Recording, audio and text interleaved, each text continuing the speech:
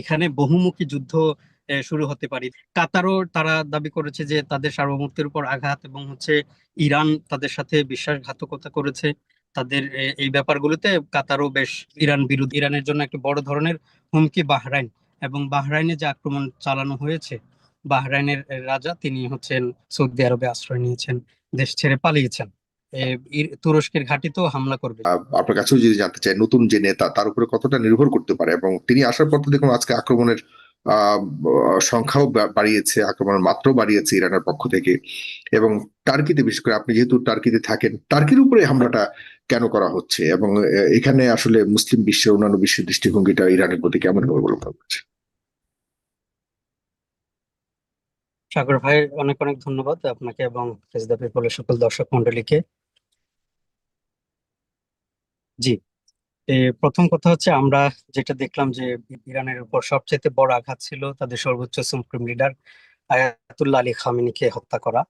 এরপর আমরা সবাই, মানে যারা পলিটিশিয়ান, তারা সবাই সংশয়ে ছিল যে ইরানের শীঘ্রই পতন হতে যাচ্ছে।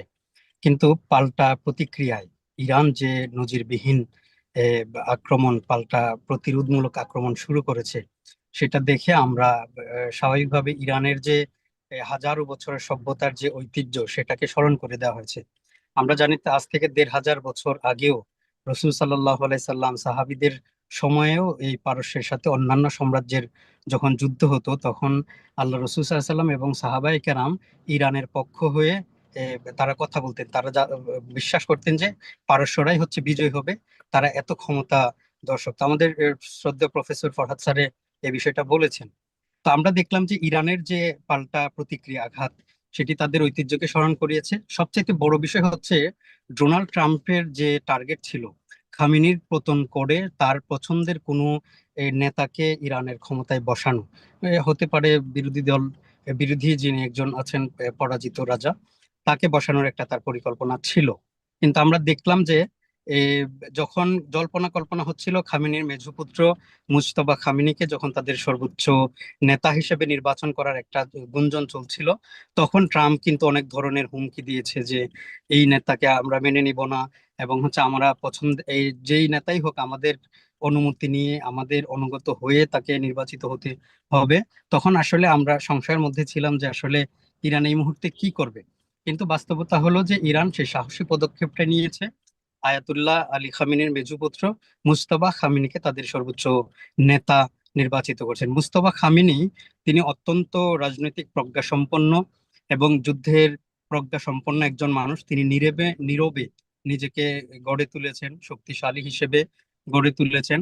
এবং আমরা জানি যে এই যুদ্ধে তার পরিবারের, তার স্ত্রী এবং তার পরিবারের মা সহ তার বোন, ভগ্নিপতি এবং অনেক সদস্য তার পিতার সাথে শাহাদাত বরণ করেছেন। তিনি সেখানে তার ইরানের আজকে যে নতুন নেতৃত্বে তিনি বসেছেন, নেতৃত্বে বসার পর আমরা দেখলাম যে তুমুল হামলা আরো মধ্যপ্রাচ্যে বেড়ে গেল। এবং ট্রাম্প নির্বাচিত হওয়ার পর মুস্তফা খামেনির ব্যাপারে তিনি কোনো মন্তব্য এখনো করতে রাজি হচ্ছেন না।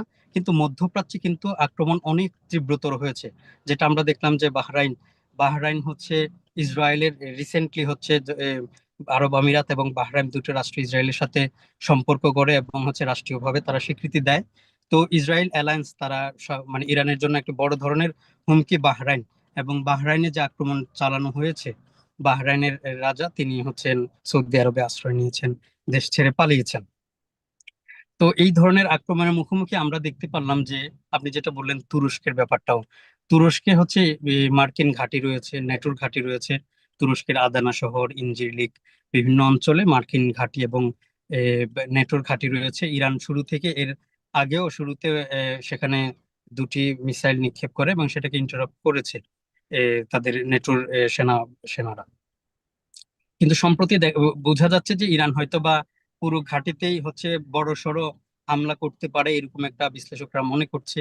আমরা মনে করছি যে ইরান তুরস্কের ঘাঁটিতেও হামলা করবে। যদি তুরস্কের ঘাঁটিতে হামলা করে, এটা আমাদের জন্য নিঃসন্দেহে এটা দুঃখজনক ব্যাপার হবে। কারণ মধ্যপ্রাচ্যে যুদ্ধটা বহুমুখী দিকে এখানে সংঘর্ষের একটা রূপ নেবে। আশঙ্কার ইতিমধ্যেই ব্যাপার হলো এই আপনি জানেন দেশগুলি যে কি সাইপ্রাসে পাল্টা আবার কিন্তু জবাব দিবে এই কিনা। এই ঘাঁটিতে মার্কিন ঘাঁটিগুলিতে তো আক্রমণ করছে, ইরান বারবার এটাকে ক্লিয়ার করছে, স্পষ্ট করছে বিষয়গুলি, কিন্তু এই এতগুলি দেশ কিন্তু জি আক্রমণ হচ্ছে, আবার সেগুলো দেখুন তাদের গ্রিসে সার্বভৌমত্বের একটা জায়গা এখানে সেখানে রয়েছে, সেই জায়গাতে কি আসলে পাল্টা উত্তর না, দিতে হবে কিনা, বিশেষ করে টার্কি সেটি কি। সার্বভৌমত্বের প্রশ্ন আসবে না, কারণ আপনি যখন অন্য রাষ্ট্রের শত্রুকে আপনার শত্রুর সেনা ঘাঁটি করতেছেন, আপনার তো,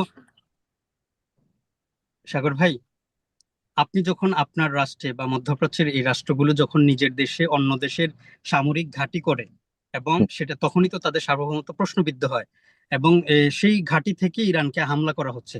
তার মানে সেখানে হামলা করাটা ইরানের একটা হচ্ছে স্বাভাবিক একটা অধিকার, সেটা কখনোই সার্বভৌমত্বের উপর আঘাত নয়। তবে যদি যুদ্ধাপরাধ করে থাকে, বেসামরিক স্থাপনায় হামলা করে থাকে, সেটা হতে পারে আন্তর্জাতিক আইন লঙ্ঘন এবং যুদ্ধাপরাধ হতে পারে। কিন্তু ইরানের মধ্যপ্রাচ্যে যে সকল বেসামরিক স্থাপনায় অর্থাৎ হোটেলে থেকে এই মার্কিন কর্মকর্তারা যুদ্ধ পরিচালনা করতেছেন, এই গোয়েন্দা তথ্যের ভিত্তিতে হচ্ছে ইরান সেই সকল হোটেলগুলোতে কিন্তু হামলা করেছে।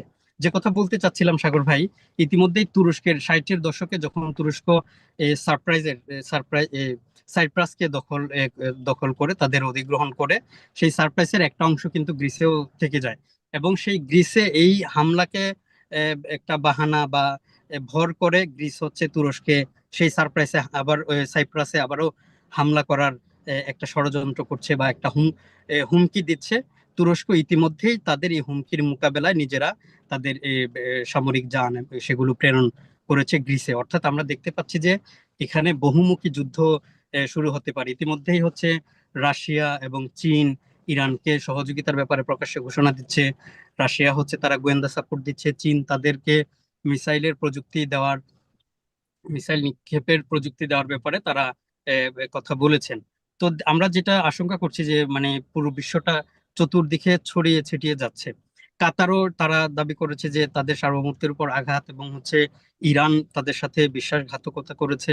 তাদের এই ব্যাপারগুলোতে কাতারও বেশ ইরান বিরোধী মনোভাবাপন্ন, এবং মধ্যপ্রাচ্যে যারাই হচ্ছে আমেরিকার সাথে সেনা ঘাঁটি করেছে তাদের সার্বভৌমত্ব বিক্রি করে দিয়ে তারা মোটামুটি সবাই ইরানের বিরুদ্ধে যাবে। কিন্তু যুদ্ধ যদি পুরোদমে শুরু হয়ে যায়, তখন অনেক ক্যালকুলেশন চেঞ্জ হতে পারে, যে আসলে ইরানের পক্ষে আসতেও পারে মধ্যপ্রাচ্যের বেশ কিছু রাষ্ট্র, তাদের মধ্যপ্রাচ্যের বৃহত্তর স্বার্থে তারা হয়তোবা একসাথে হামলা করতে পারে। এর কোনো গ্যারান্টি নাই। অনেক সময় দেখা যায় কম দামি অস্ত্র বেশি দামি অস্ত্রকে সহজেই পরাভূত করতে পারে, প্রতিহত করতে পারে। এটা কিন্তু প্রকাশ পেয়েছে, এটা আপনাকে স্বীকার করতেই হবে। এখানে আর আরেকটা বিষয় একটু জানবার আছে আপনার কাছে, সেটা হলো যে ইরানের ভিতরে যে রাজনৈতিক ভাবে তো ইরানের সরকার, খামেনি সরকার অনেক চাপের মধ্যে ছিল ইরানি জনগণের মাধ্যমে। এটা যদিও আপনার পশ্চিমারা তাদেরকে অনেক ইনফ্লুয়েন্স করেছে এগুলো করবার জন্য। বর্তমানে আসলে ওই দলগুলোর অবস্থা কি, এবং ইরানের জনগণ বর্তমান সরকারের সাথে কতটা আছে এই যুদ্ধের আহ মধ্যে আর কি, বিশেষ করে যুক্তরাষ্ট্রের বিপরীতে, ইসরায়েলের বিপরীতে ইরানের জনগণ কোন পক্ষে আছে বলে মনে করছে? এটা যেমন ধরেন একটা তো আছে অনেকদিন যাবত এই সরকার ক্ষমতায়, যে একটা কথা। তবে খামেনি, আয়াতুল্লাহ আলী খামেনি শাহাদত বরণ করার পরে ইরানের মধ্যে যে বড় ধরনের অনৈক্যটা ছিল, যেটা আমরা শুনেছি, সেটা কিন্তু আর নাই। কারণ ইরানের যে বুদ্ধিমান জনগণ, সচেতন নাগরিকরা বুঝতে পেরেছে যে আসলে এই সরকার, এই বর্তমান ইরানের রেজিম যদি পরাজিত হয় এবং আমেরিকা যদি আমাদের ইরানের ভূখণ্ড দখল করে, তাহলে চিরদিনের জন্য তাদেরকে পদানত করবে। ইরানিরা খুব স্বাধীনতা প্রিয় জাতি। তাই আয়াতুল্লাহ আলী খামেনির শাহাদত বরণের পর আমি মনে করি ইরানের মধ্যে একটা জাতীয় ঐক্য গড়ে উঠেছে, যেটা এই যুদ্ধের সময় খুব প্রয়োজন ছিল।